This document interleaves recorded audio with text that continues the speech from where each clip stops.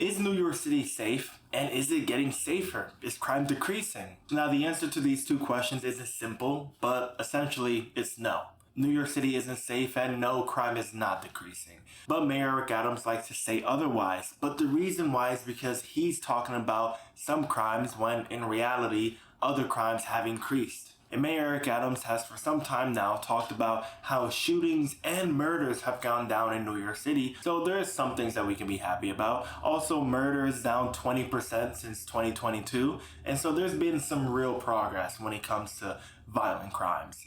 And so can Mayor Eric Adams take credit for this?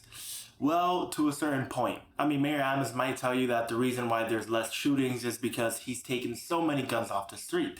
And the reason why there are so many guns off the street is because he brought back New York City's controversial anti-gun plainclothes unit.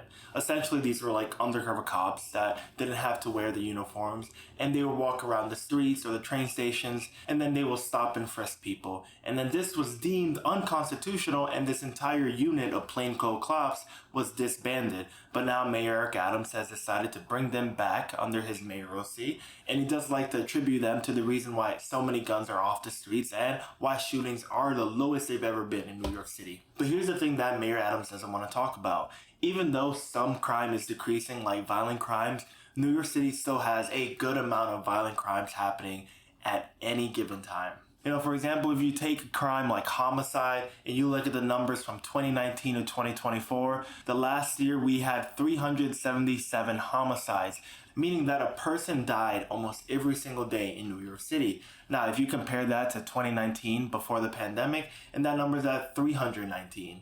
So pretty much almost every day somebody died in New York City. So like, yeah, homicide's down, murder's down, but it could be down a lot more. But right now, that's just homicides and that's shootings that we're talking about that have some lower numbers than before. But when you look at other crimes, other violent crimes, and some of them have actually increased. Like when you look at felony assault, which was at 9,000 in 2019, which is now at over 11,000 in 2024. So there's been actually more assaults happening in New York City. Apparently so many that, I mean, this is multiple assaults every single day in New York City if you average them out. Also, robberies have gone up by a few hundred since 2019.